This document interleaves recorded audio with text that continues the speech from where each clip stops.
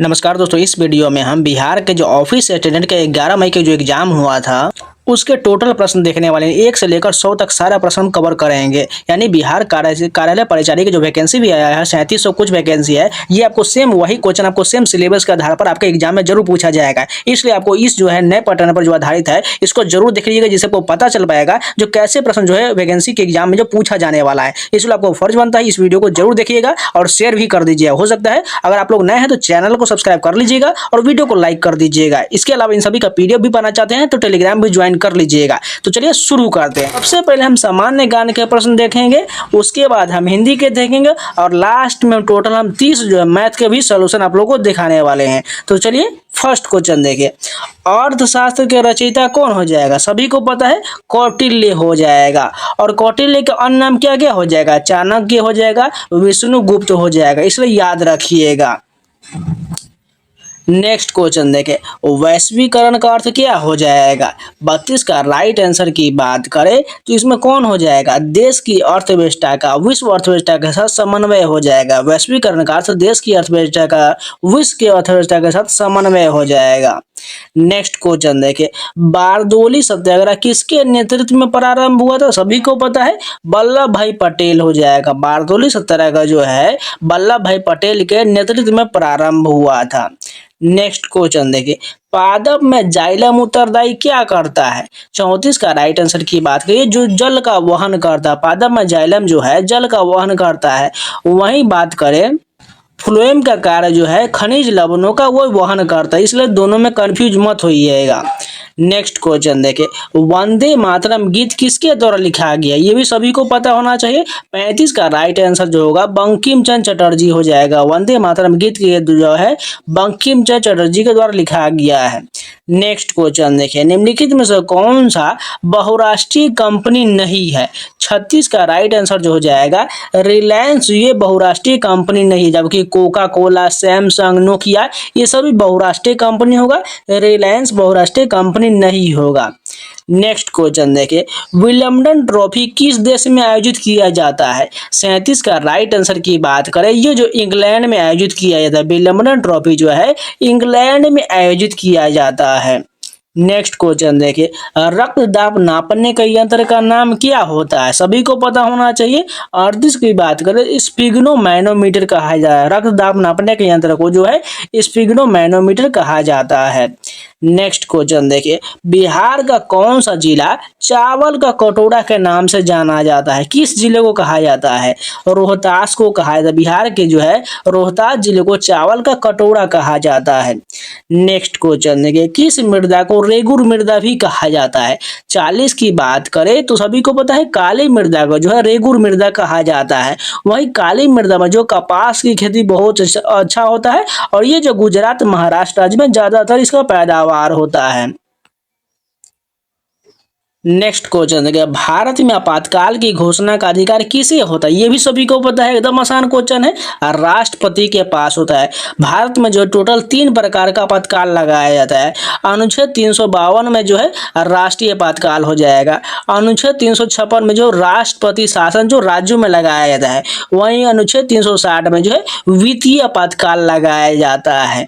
ये तीनों फैक्ट आपको याद रखना चाहिए, जिसे आगे के जो एग्जाम होगा उसमें जरूर ये प्रश्न पूछा जाता है। जापान की मुद्रा क्या हो जाएगा? ये भी सभी को पता है, येन हो जाएगा। जापान की मुद्रा का नाम येन हो जाएगा। नेक्स्ट क्वेश्चन देखिए, जीडीपी का पूर्ण रूप क्या होता है? ये भी सभी को पता है, ये तो एकदम इजी क्वेश्चन है। ग्रॉस डोमेस्टिक प्रोडक्ट होता है। जीडीपी का पूर्ण रूप ग्रॉस डोमेस्टिक प्रोडक्ट होता है। नेक्स्ट क्वेश्चन देखिए, निम्नलिखित में से कौन सा अधात्विक खनिज का उदाहरण है? कौन सा हो जाएगा? अभ्रक जो है यह अधात्विक खनिज का उदाहरण है।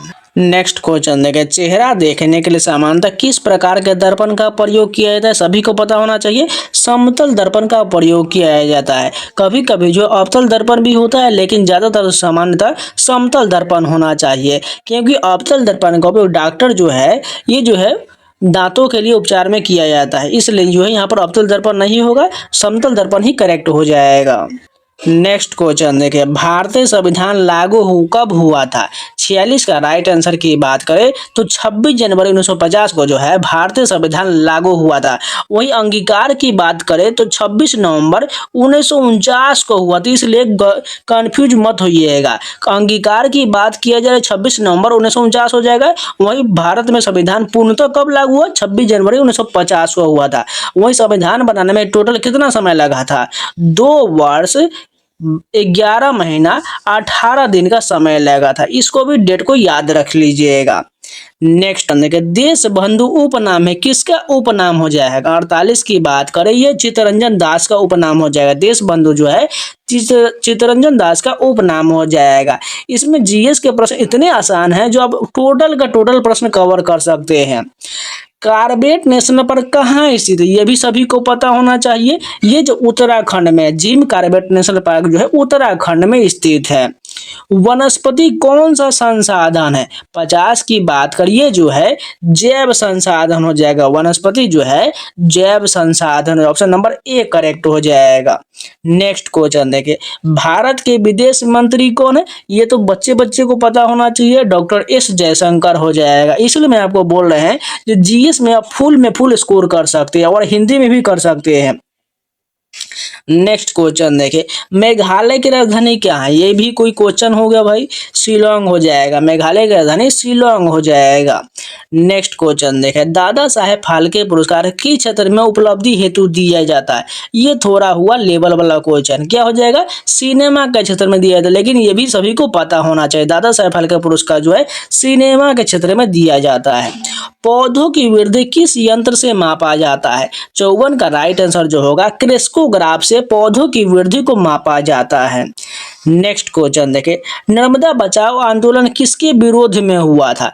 55 का राइट आंसर की बात करें, ये जो होगा सरदार सरोवर बांध के विरोध में हुआ था। नर्मदा बचाओ आंदोलन जो है सरदार सरोवर बांध के विरोध में हुआ था। नेक्स्ट क्वेश्चन देखिए, भारत का सर्वोच्च नागरिक सम्मान पुरस्कार क्या होता है? सभी को पता है, ये जो होगा भारत रत्न हो जाएगा। ऑप्शन नंबर बी करेक्ट हो जाएगा। अंतर्राष्ट्रीय मजदूर दिवस किस दिन मनाया जाता है? 57 की बात करें तो 1 मई को जो है अंतर्राष्ट्रीय मजदूर दिवस मनाया जाता है। साल 2025 में आईसीसी विश्व टेस्ट चैंपियनशिप फाइनल की मेजबानी कौन सा देश करेगा? 58 की बात करिए जो है इंग्लैंड के द्वारा किया जाएगा। साल 2025 में आईसीसी विश्व टेस्ट चैंपियनशिप फाइनल की मेजबानी जो है इंग्लैंड के द्वारा किया जाता है। यानी हमेशा जो फाइनल जो होता है विश्व टेस्ट चैंपियनशिप को वो इंग्लैंड में ही होता है। नेक्स्ट क्वेश्चन देखें, अपच का उपचार करने के लिए निम्नलिखित में से किस औषधि का उपयोग किया जाता है? 59 की बात करें तो एंटासिड का प्रयोग किया जाता है। अपच को उपचार के लिए जो है एंटासिड का प्रयोग किया जाता है। निम्नलिखित में से कौन गैर कृषि आधारित उद्योग है? इसमें कौन सा हो जाएगा? ये जो चर्म उद्योग जो है ये कृषि संबंधित नहीं होगा, जबकि जूट उद्योग, तंबाकू उद्योग, चीनी उद्योग ये सभी कृषि आधारित उद्योग हो जाएगा। नेक्स्ट क्वेश्चन देखिए, बंगाल विभाजन किस वर्ष हुआ था? सभी को पता है 1905 में हुआ था। इस समय जो कौन था? लॉर्ड कर्जन था। अब इसे रद्द कब किया गया था? 1911 में इसे रद्द कर दिया गया था और 1905 में जो है स्वदेशी आंदोलन भी चलाया गया था। नेक्स्ट क्वेश्चन देखिए, ग्रीष्मकालीन ओलंपिक खेल 2028 किस देश में आयोजित होगा? इसका भी आप लोगों को पता ही होगा, संयुक्त राज्य अमेरिका में होगा। यानी ग्रीष्मकालीन ओलंपिक खेल 2028 का आयोजन संयुक्त राज्य अमेरिका में किया जाएगा। भारत के उपराष्ट्रपति कौन है? ये भी सभी को पता है, लेकिन वर्तमान में चेंज हो चुके हैं, जगदीप धनखड़, लेकिन वर्तमान में चेंज हो चुके हैं। नेक्स्ट क्वेश्चन देखिए, कंदरिया महादेव मंदिर कहाँ स्थित है? ये जो है खजुराहो मध्य प्रदेश में स्थित है। कंदरिया महादेव मंदिर जो है खजुराहो के मध्य प्रदेश में है। नेक्स्ट क्वेश्चन देखें, किस खनिज को उद्योगों को जननी माना गया है? 65 का राइट आंसर जो होगा लोहा को जो है उद्योगों को जननी माना गया है। नेक्स्ट क्वेश्चन देखिए, भारतीय रिजर्व बैंक की स्थापना किस वर्ष हुआ था? ये भी सभी को पता होना चाहिए। 66 की बात करें तो 1935 में हुआ था। भारतीय रिजर्व बैंक की स्थापना यानी आरबीआई की स्थापना जो है 1935 में हुआ था। वहीं राष्ट्रीयकरण की बात करें तो 1949 में हुआ था। इस डेट को भी याद रखिएगा। राष्ट्रीयकरण की बात करें तो 1949 हो जाएगा। नेक्स्ट क्वेश्चन देखिए, निम्नलिखित में से कार्बन का कौन सा अपरूप विद्युत का सुचालक होता है? 67 की बात करें तो ग्रेफाइट ग्रेफाइट होता है। कार्बन का कौन सा अवयव जो है विद्युत का सुचालक होता है? ग्रेफाइट होता है। असहयोग आंदोलन को स्थगित क्यों किया गया? 68 का राइट आंसर जो होगा चौरी चौरा घटना के बाद जो है असहयोग आंदोलन को स्थगित कर दिया गया था।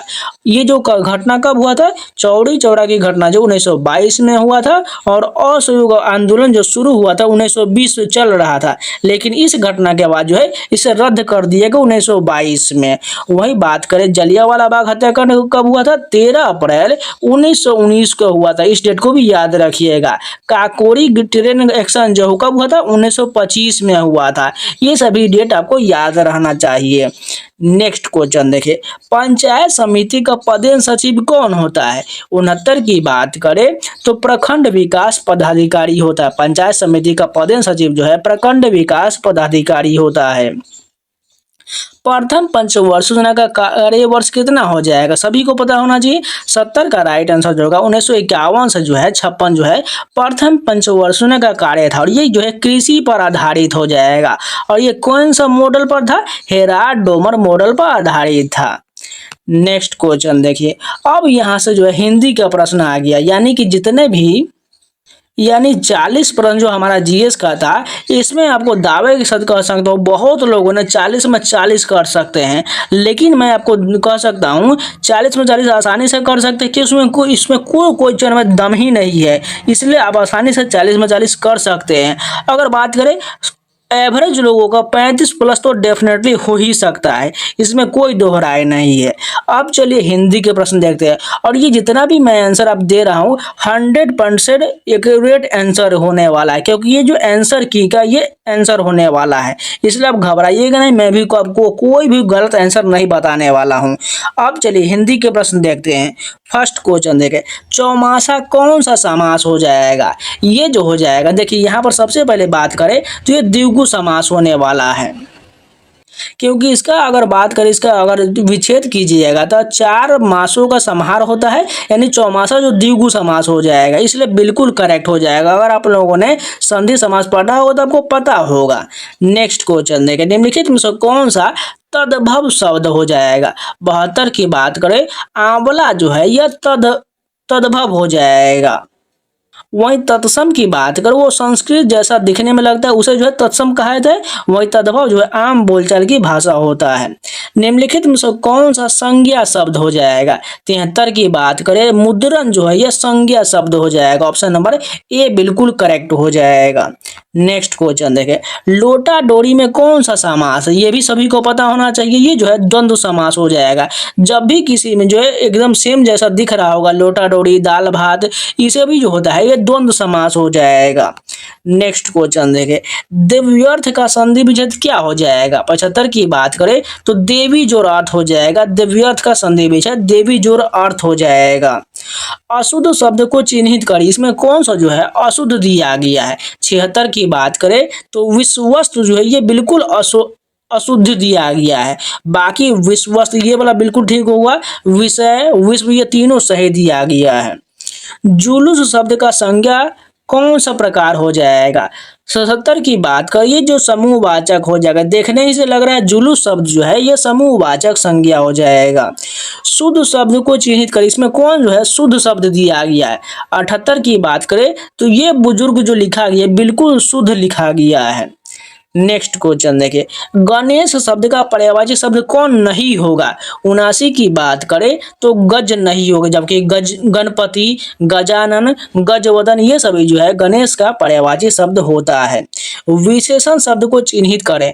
80 की बात करें, इसमें कौन हो जाएगा? मधुर जो है ये विशेषण हो जाएगा। नेक्स्ट क्वेश्चन देखिए, बेशर्म कौन सा समास हो जाएगा? 81 की बात करें, ये जो है अव्ययी भाव समास हो जाएगा। बेशर्म में जो है अव्ययी भाव समास होगा। जो अक्षर जानता हो क्या उसे क्या कहते हैं?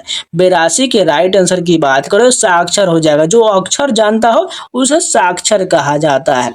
मुख्य शब्द का विलोम क्या हो जाएगा? ये तो सभी को पता होगा, गौण हो जाएगा। मुख्य का विलोम गौण हो जाएगा। निम्नलिखित में से कौन सा तत्सम शब्द है? 84 की बात करें तो अमूल्य जो है ये तत्सम शब्द हो जाएगा। नेक्स्ट क्वेश्चन देखिए, क्रिया शब्द को चुनिए। इसमें क्रिया कौन हो जाएगा? खोजना जो है एक क्रिया शब्द हो जाएगा, क्योंकि पढ़ने ही से आपको लग रहा होगा जो क्रिया हो रहा है। नेक्स्ट क्वेश्चन देखिए, गुरु नानक का जन्म कब हुआ? तो यहाँ पर जो है जीएस का प्रश्न पूछ लिया हिंदी में, फिर भी बता लेते हैं। ये जो है 1469 में गुरु नानक का जन्म तलवंडी में हुआ था। इस डेट को भी याद रखिएगा। नेक्स्ट क्वेश्चन देखें, वीरेन डंगवाल की कविता क्या हो जाएगा? 87 की बात करो तो हमारी नींद जो है ये 10th की किताब में आप लोगों ने पढ़ा होगा तो आपको पता होगा। वीरेन डंगवाल की कविता हमारी नींद हो जाएगा। नौकर की कमीज के उपन्यासकार कौन है? 88 की बात करें तो विनोद कुमार शुक्ल के द्वारा ये लिखा गया। नौकर की कमीज के उपन्यासकार विनोद कुमार शुक्ल है। जनतंत्र का जन्म किसकी रचना है? 89 की बात करें ये जो होगा दिनकर की हो जाएगा, रामधारी सिंह दिनकर। जनतंत्र का जन्म जो है रामधारी सिंह दिनकर की रचना है। मैक्स मूलर का जन्म किस वर्ष हुआ था? 90 की बात करें 1823 ईस्वी में हुआ था। और ये जो है 10th के किताब में सारा प्रश्न ये मिल जाएगा आपको। धनानंद किस भाषा में कविता करते थे? 91 की बात कर तो ब्रज भाषा में कविता करते थे। धनानंद जो है ब्रज भाषा में कविता करते थे। विष के दांत के कहानीकार कौन है? ये तो सभी को पता होगा, ये भी 10th की किताब में है। नलिन विलोचन शर्मा हो जाएगा। विष के दांत के कहानीकार नलिन विलोचन शर्मा हो जाएगा। सुजान से कौन प्रेम करते थे? 93 की बात करें तो रस खान हो जाएगा। सुजान से कौन प्रेम करते थे? रस खान हो जाएगा। बिस्मिल्लाह खां का संबंध किस वाद्य यंत्र से? ये भी आपको 10th की किताब में मिल जाएगा। ये जो है शहनाई वादन से संबंधित है। अशोक वाजपेयी का जन्म कहाँ हुआ था? 95 की बात करें इनका जन्म जो छत्तीसगढ़ में हुआ था। अशोक वाजपेयी का जन्म छत्तीसगढ़ में हुआ था। और यहाँ पर गद्यांश का प्रश्न दिया गया, चलिए फटाफट पहले पढ़ लेते हैं। आपको यह ध्यान में रखना चाहिए कि प्रारंभिक शिक्षा में सफाई, तंदुरुस्ती, भोजन शास्त्र, अपना काम आप करने और घर पर माता पिता को मदद करने वगैरह के मूल सिद्धांत शामिल हो।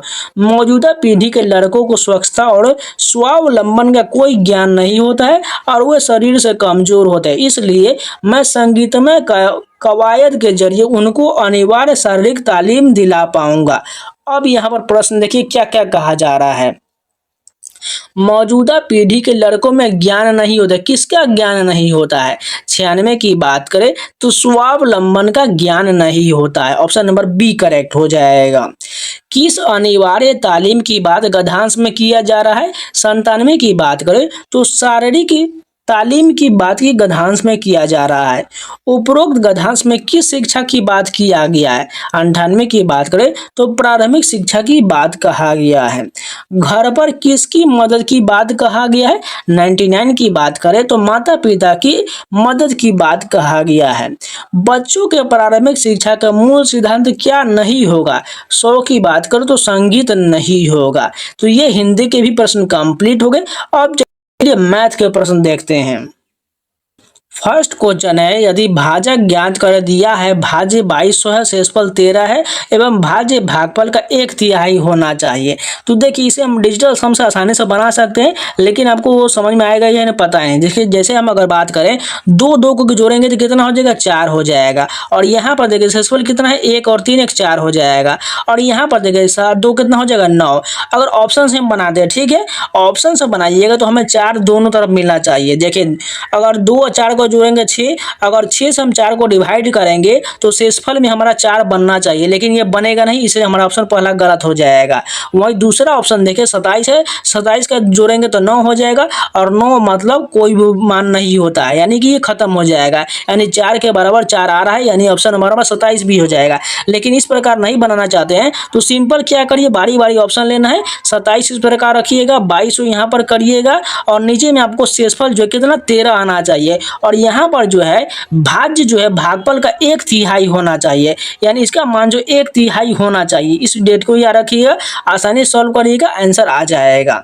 दूसरा क्वेश्चन देखिए, यदि पी क्यू आर पूर्ण संख्या एवं पी क्यू आर का अनुपात 2:3 दिया गया है, इसके अलावा P square Q square plus R square का मान 11,600 है, P plus Q minus R बराबर यहाँ पर दिया गया, तो हमें इसका मान निकालना है, कितना हो जाएगा?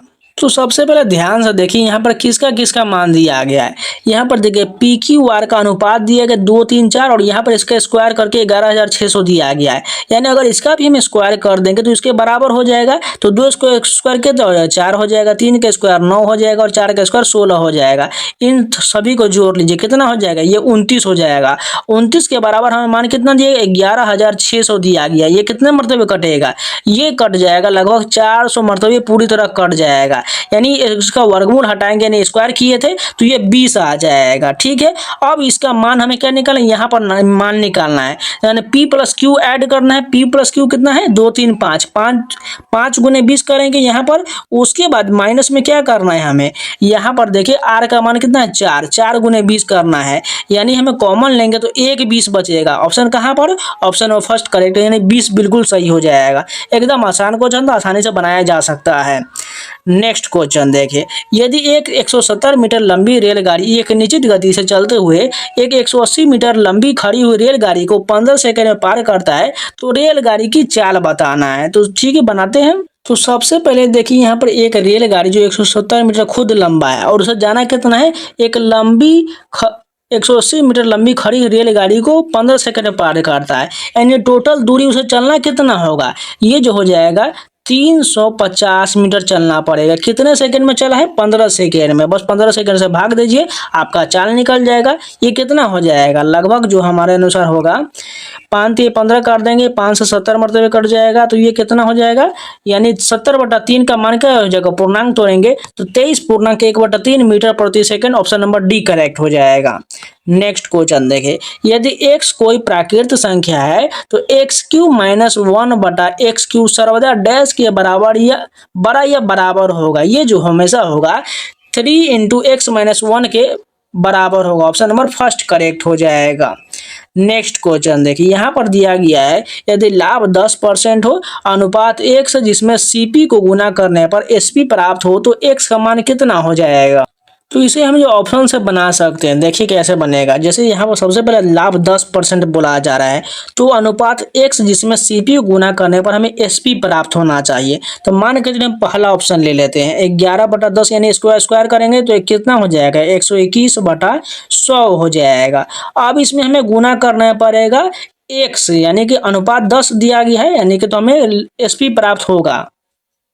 लेकिन इसका आंसर आएगा नहीं, ये बहुत ज़्यादा जा रहा है। तो अगर हम दूसरा ऑप्शन लेंगे 11/10, ये जो x का मान है, ठीक है 11/10 लेंगे, इसमें हमें CP को गुना करने पर SP प्राप्त होगा। यानी मान के चलिए कॉस्ट प्राइस हमारा क्राइमूल जो होगा 100 मान लेते हैं, ठीक है इसको 100 से गुना कर लेते हैं तो हमें SP हमें कितना मिलना चाहिए, 10% मिलना चाहिए। यानी 10% कितना होता है 100 का 110 हो जाएगा। यानी 10 इसको काटेंगे 10 मरते 11 10 110 बिल्कुल हमारा मिल रहा है। यानी ऑप्शन नंबर बी हमारा बिल्कुल करेक्ट हो जाएगा। नेक्स्ट क्वेश्चन देखिए, 2 पेंसिल एवं 3 रबर की कीमत 18 रुपये है, जबकि 1 पेंसिल एवं 2 रबर की कीमत 11 रुपये है। तो प्रत्येक पेंसिल का मूल्य पूछा गया है। तो सबसे पहले इस प्रकार का अपना 10th में जरूर पढ़ा होगा, अलजेब्रे के इक्वेशन होता है। सबसे पहले 2 पेंसिल बोला जा रहा है तो यहाँ पर बना लेते हैं 2 पेंसिल प्लस 3 रबर बोला जा रहा है। 3 रबर का मूल्य जो है 18 रुपया, ठीक लिख लिए। उसके बाद कहा जा रहा है 1 पेंसिल एवं 2 रबर, यानी 1 पेंसिल प्लस 2 रबर का कीमत जो हो जाएगा 11 रुपया बोला जा रहा है। तो यहाँ पर हमें बराबर करना पड़ेगा किसी एक को। तो चलिए हम पेंसिल और पेंसिल को बराबर कर लेते हैं। इसमें हम 2 से गुना करना पड़ेगा, इसमें 2 से गुना कर लेते हैं तो ये क्या हो जाएगा 2 पेंसिल प्लस ये 4 क्या हो जाएगा रबर हो जाएगा और यहाँ पर 11 दूना 22 हो जाएगा। अब हमें सभी को प्लस वाले को माइनस करना पड़ेगा और माइनस वाले को प्लस, सभी को माइनस कर लेते हैं तो ये हो गया माइनस। अब ये से 2 पेंसिल कट जाएगा। अब यहाँ पर 4 आ गया और यहाँ ऊपर में 3 है, यानी 1 माइनस में आ जाएगा, ये रबर आ जाए 1 माइनस में। उसके बाद यहाँ पर 11 माइनस 22 माइनस में है और 18 में से घटाएंगे तो 4 हो जाएगा माइनस में, और माइनस माइनस दोनों कट जाएगा तो आर बराबर, यानी 1 रबर का कीमत हमें 4 रुपये मिल गया। तो हमें निकालना किसका है, पेंसिल का निकालना, तो उसका मान रख लेते हैं ऊपर वाले में रख लेते हैं। तो यहाँ पर देखिए रबर का मान है, यहाँ पर 4 रखेंगे तो 4 3 12 हो जाएगा, 18 में से 12 घटाएंगे तो 6 बचेगा, और 2 पेंसिल से इसको काटेंगे तो 3 रुपया हो जाएगा। यानी एक पेंसिल का कीमत 3 रुपया कहाँ पर दिया गया, ऑप्शन नंबर सी करेक्ट हो जाएगा। नेक्स्ट क्वेश्चन देखिए, यदि a बराबर √11 प्लस √3, b बराबर √12 प्लस √2 एवं c बराबर √6 प्लस √4 हो तो हमें मान निकालना पड़ेगा। यानी इसमें पूछा जा रहा है कौन बड़ा है कौन छोटा है। तो यानी कि इसको जब बनाइएगा तो सबसे बड़ा हमारा मान हो जाएगा, पहला ए हो जाएगा, उसके बाद बी, उसके बाद सी हो जाएगा। यानी ऑप्शन नंबर सी हो जाएगा, बिल्कुल करेक्ट हो जाएगा। नेक्स्ट क्वेश्चन देखिए, एक व्यक्ति एक निश्चित दूरी तय करने के लिए गए समय में 5 मिनट बचा लेता है। जब वो अपनी गति को 20% बढ़ा दे तो अपनी वास्तविक गति में दूरी तय करने में लिया गया समय कितना होगा। तो सबसे पहले ध्यान से देखिए वह कितना बढ़ा रहा है, 20% बढ़ा रहा है। अगर 20% का फ्रैक्शन निकालेंगे तो 1/5 होगा, यानी 5 से जो है वो 6 हो जा रहा है। यानी कितना बचत कर रहा है, 1 का बचत कर रहा है। यानी 1 का मान कितना दिएगा, 5 दिया गया है। तो हमें वास्तविक का निकालना है, तो वास्तविक कौन हो जाएगा, 5 ही वास्तविक है। यानी 25 मिनट होगा, कहाँ पर है 25 मिनट, ये वास्तविक हो जाएगा। और वहीं 5 मिनट बचा लेता तो वो 20 मिनट में पहुंच जाता है। इसलिए जो है यहाँ हमें वास्तविक पूछा गया, 25 मिनट बिल्कुल करेक्ट हो जाएगा। नेक्स्ट क्वेश्चन देखें, n एक प्राकृत संख्या है तो n to the power 2n minus 4 to the power 2n है, पूर्णतः डैश द्वारा विभाजित होगा। 9 की बात करिए जो किससे विभाजित हो जाएगा, ये जो 5 और 13 दोनों से विभाजित होगा। ये ऑप्शन नंबर सी बिल्कुल करेक्ट हो जाएगा। यहाँ पर आप मान रख के देख लीजिएगा, आप कोई भी मान रख के लिख दे और सॉल्व करके देख लीजिएगा, आसानी से इसका आंसर दोनों बिल्कुल करेक्ट होगा। नेक्स्ट क्वेश्चन देखिए, एक ने 5 पेंसिल 24 रुपए में खरीदा एवं उनसे 4 पेंसिल 20 रुपए की दर से बेचा, तो उसका लाभ या हानि परसेंट पूछा जा रहा है। तो सबसे पहले अगर हम एक पेंसिल की कीमत निकाल लेते हैं दोनों में से, तो हमारा लाभ हानि ही पता चल जाएगा।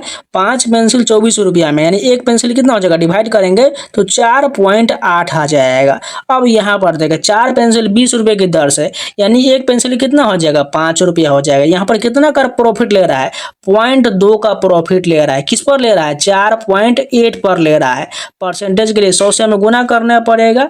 अब देखिए यहाँ पर सॉल्व कर लेते हैं, तो 1 पॉइंट से 1 पॉइंट ये कट जाएगा, 2 से 48 काटेंगे कितना मरते हो जाएगा, 24 मरते हो जाएगा। 100/24 आ रहा है। जब इसको सॉल्व करेंगे तो इसको जब और काट लेते हैं थोड़ा सा, देखिए जब इसको हम काटेंगे 4 से काट लेते हैं, 4 छक 24 हो जाएगा। 4 से इसको 25 में काट देंगे, यानी 25/6। देखिए 25/6 कहाँ पर है, ऑप्शन नंबर बी, 4.1/6, ये 25 ही मान होता है। ऑप्शन नंबर बी करेक्ट हो जाएगा। नेक्स्ट क्वेश्चन देखिए, यहाँ पर 11 नंबर क्वेश्चन दिया गया है, 1/√9 प्लस √11 प्लस 1/√11 प्लस √13 इसी प्रकार दिया गया है। तो इसका हमें मान पूछा जा रहा है। जब इसको सॉल्व कर लीजिएगा तो इसका मान जो है 21 आ जाएगा। ऑप्शन नंबर डी बिल्कुल करेक्ट हो जाएगा। नेक्स्ट क्वेश्चन देखिए, यदि x y से 50% ज्यादा है तो y x से कितना परसेंट कम है। ये तो सबसे सिंपल है, ये कितना बोला जा रहा है, 50% ज्यादा, यानी 50 ऊपर रख लीजिए और 50% ज्यादा बोला जाता है, 100 में 50 जोड़ करके 150 बना दीजिए। अब इसको सॉल्व कर लीजिए और परसेंटेज के लिए 100 से गुना कर लेते हैं, यानी 3 मरतबे कट जाएगा। 100/3 कितना होता है, 33.1/3 हो जाएगा। ऑप्शन नंबर बी करेक्ट हो जाएगा। नेक्स्ट क्वेश्चन देखिए, यहाँ पर जो दिया गया है और √1375 प्लस 1125, यहाँ पर उसी प्रकार माइनस में दिया गया, तो ये कि क्या हो जाएगा, 13 का राइट आंसर की बात करें ये जो परिमेय संख्या हो जाएगा। नेक्स्ट क्वेश्चन देखिए, एक 900 मीटर की रेस में ए बी से 270 मीटर से एवं सी से 340 मीटर से पराजित होता है, तो रेस में बी सी को डैश मीटर से पराजित करता है। एकदम आसान है। देखिए सबसे पहले 3 रेस बोला है, ए बी सी है, यानी ए यहाँ पर बना लेते हैं, बी यहाँ पर बना लेते हैं और सी बना लेते हैं यहाँ पर। तो टोटल बोला जा रहा है ए जो है बी को 270 मीटर से एवं सी को 340 मीटर से पराजित करता है, यानी ये जो टोटल 900 मीटर चला गया, यानी कि 900 मीटर का रास्ता ये पूरा पार किया गया। लेकिन बी मात्र में कितना जा पाया, यानी 270 मीटर से तो कितना गया टोटल, ये 300 घटा लेते हैं, यानी कि कितना हो जाएगा 630 मीटर ही जा पाया। उसके बाद बात करिए जरा सी जो है 340 मीटर से हरा है, यानी ये कितना जा पाया, ये जो है 560 मीटर ही जा पाया, यानी सबसे कम कौन चला है, सी सर चला है। तो उसी प्रकार हमें बी के बारे में पूछा जा रहा है, बी जो है सी को कितना से हराया, तो देख लीजिए कितना कम है, यहाँ पर टोटल जो है 40 30 70 मीटर कम है, यानी 70 मीटर से हरा दिया। कहाँ पर है, ऑप्शन नंबर बी हमारा सही हो जाएगा। नेक्स्ट क्वेश्चन देखिए, एक वस्तु को अंकित मूल्य सीपी के 60% ऊपर रखता है, 2 क्रमांक छूट पर 10% के बाद उसे लाभ के साथ बेचता है, तो लाभ परसेंट पूछा गया है। तो सबसे पहले ध्यान से देखिए यहाँ पर क्या बोला जा रहा है। अगर मान के चले हम उसका क्रयमूल्य 100 रुपया मान लेते हैं, यहाँ पर 100 रुपया मान लिए, कॉस्ट प्राइस यानी सीपी मान लेते हैं 100 रुपया, ठीक है। तो उससे 60% जो ऊपर इसका जो मार्क प्राइस रखता है, यानी एमपी कितना रखता है 60% बने, 100 से 60 ऊपर रखेंगे तो कितना हो जाएगा 160 हो जाएगा। अब इस 160 पर वो जो है 2 क्रमांक छूट जो है 10% का देता है, यानी कितना पर बेचेगा वो जो है 90% के बेचेगा, यानी 9 का मान डायरेक्ट लिखते हैं 9/10 गुने 9/10 लिख लेते हैं। इसको सॉल्व कर लेते हैं तो 1 0 से 1 0 कट जाएगा। अब ये देखिए ये 16 को काटेंगे, ये 8 हो जाएगा 2 मरतबा, ये 5 हो जाएगा। अब कितना हो गया तो गुना करते हैं, 9 9 में 81 गुने 8 कितना हो जाएगा 8 1 8 8 1 वो जो हो जाएगा 8 8 64 648 हो जाएगा। इसको 5 से डिवाइड करते हैं तो कितना मरतबे कटेगा, ये जो 129.6 मरतबे कट जाएगा। यानी प्रॉफिट कितना हो रहा है 100 से, देखिए कितना प्रॉफिट है 29.6 हो जाएगा। ऑप्शन नंबर ए करेक्ट हो जाएगा। उम्मीद है आप लोगों को पसंद आ रहा होगा और समझ में आ रहा होगा। फिर भी अगर कोई डाउट बढ़ता है तो कमेंट में पूछ लीजिएगा या 2-3 बार रिवीजन करके देखिएगा, आसानी से समझ में आ जाएगा। नेक्स्ट क्वेश्चन देखिए 1/4 में 2/5 का लसा क्या हो जाएगा। सबसे पहले इस प्रकार का क्वेश्चन जब भी दिया जाए तो ऊपर वाले का हमें एलसीएम लेना पड़ेगा और नीचे वाले का क्या लेना पड़ेगा एचसीएफ लेना पड़ेगा। इस बात को ध्यान रखिएगा, यानी जिसके बारे में पूछा जा रहा है उसके बारे में ऊपर वाला पहले सॉल्व करेंगे। जैसे एलसीएम यहाँ पर एचसीएफ रहा था तो ऊपर वाले का एचसीएफ निकालना पड़ता, तो 1 2 के एलसीएम क्या हो जाएगा, ये तो 2 ही एलसीएम हो जाएगा और नीचे वाला का एचसीएफ क्या हो जाएगा 1 हो जाएगा। ये 2 आंसर होना चाहिए, कहाँ पर है ऑप्शन नंबर डी करेक्ट हो जाएगा। नेक्स्ट क्वेश्चन देखिए यहाँ पर कहा जा रहा है एक कक्षा में लड़कों एवं लड़कियों की संख्या का अनुपात 11:9 है। 30% लड़के एवं 20% लड़के एक परीक्षा में पास करते हैं, तो कक्षा में पास करने वाले विद्यार्थियों की संख्या कितना % है। तो सबसे पहले देखिए अनुपात कितना दिए गए लड़कों एवं लड़कियों का 11:9 है। इसको हम अगर 100 दोनों कर लेते हैं, यानी 1100 इसको बना लेते हैं और इसको 900 बना लेते हैं, यानी दोनों में हम 100 को गुना कर दिए। अब इस प्रकार हमें आसानी होगा। देखिए 30% लड़का पास हुआ है, यानी 30% इसका निकालेंगे तो कितना हो जाएगा 330 हो जाएगा, ठीक है। परसेंटेज से 2 0 कट जाएगा। उसके बाद यहाँ पर 20% इसका निकालेंगे तो कितना हो जाएगा 180 हो जाएगा। यानी ओवरऑल हमें पूछा जा रहा है कितना % पास हुआ, दोनों को ऐड करिए कितना हो जाएगा, ये जो 0 का 0 8 3 11 के 1, उसके बाद ये कितना हो जाएगा 3 1 4 1 5 510 हो जाएगा। कितने पर 11 9 दोनों को जोड़ेंगे तो 2000 पर। अब 2000 आ गया तो इसको परसेंटेज से 100 से गुना करना पड़ेगा, तो 2 0 से 2 0 कट जाएगा, 1 0 से 1 0 और 51/2 कितना हो जाएगा 25.5% हो जाएगा। ऑप्शन नंबर ए करेक्ट हो जाएगा। नेक्स्ट क्वेश्चन देखिए 2 असभाज्य संख्या x एवं y का लॉसा क्या हो जाएगा। यानी लॉसा आपको पता ही होगा, जब भी किसी का लॉसा नहीं निकलता है तो सिंपल उसको गुना कर देते हैं। तो एक्स वाई नहीं मान पता चल रहा तो एक्स वाई को गुना कर लीजिए, तो ऑप्शन नंबर एक्स वाई हो जाएगा। नेक्स्ट क्वेश्चन देखिए स्थिर जल में एक नाव की गति 9 किलोमीटर प्रति घंटा है एवं धारा की गति 6 किलोमीटर प्रति घंटा है। यदि नाव को आने जाने में 6 घंटा लगता है तो धारा की दिशा में नाव की दूरी तय करने में लगा समय कितना होगा। तो सबसे पहले हमें इस 6 घंटों को हमें इक्वल पता करना पड़ेगा, जिससे इसका समय हमें आसानी से निकाल सके। अगर मान के चले हम एक हिट एंड ट्रायल से अगर मान के चलिए टोटल दूरी को 15 किलोमीटर मार लेते हैं, ठीक है। अब देखिए जब भी हम एक दिशा में जो उसे जो है धारा की दिशा में जाएंगे तो दोनों का मान जुड़ जाएगा, यानी 9 + 6 जोड़ेंगे तो कितना हो जाएगा 15 हो जाएगा। अब 15 से 15 की दूरी तय करेंगे तो 1 किलोमीटर, ये इसका जो है 1 किलोमीटर प्रति घंटा हो जाएगा, यानी 1 घंटा समय आ जाएगा। वहीं अगर विपरीत दिशा में करेंगे तो 9 में से 6 घटाएंगे यानी 3 हो जाएगा, यानी 15 की जगह पर हमें अब 3 मान रखना है, यानी विपरीत दिशा में। तो इसका यहाँ पर 3 करेंगे तो 3 × 6 15, यानी 5 + 1 यानी 6 घंटा हो गया, जो यहाँ पर 6 घंटा बिल्कुल दिया गया है। यानी जो हमने 15 किलोमीटर जो दूरी माना है वो बिल्कुल सही जा रहा है, यानी कि टोटल दूरी कितना आ रहा है, टोटल घंटा जो हमें 6 घंटा मिल रहा है और ये दूरी हमारा सही हो गया।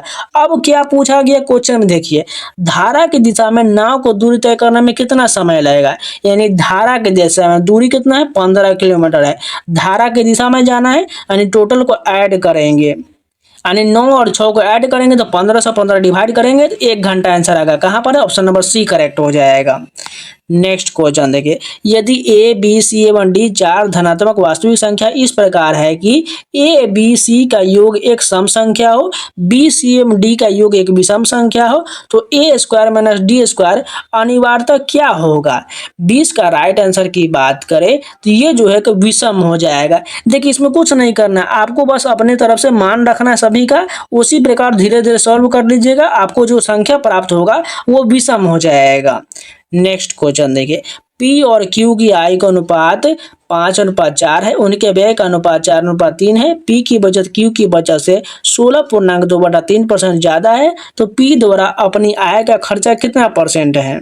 इसको भी जब सॉल्व कर लीजिए, इसका राइट आंसर जो होगा 53.1/3% जो है P द्वारा आय का खर्चा हो जाएगा। अभी थोड़ा टाइम का इशू है, इसको जो सॉल्व करने के बाद हम टेलीग्राम पर भी आपको मैथ का सोल्यूशन प्रोवाइड करा देंगे।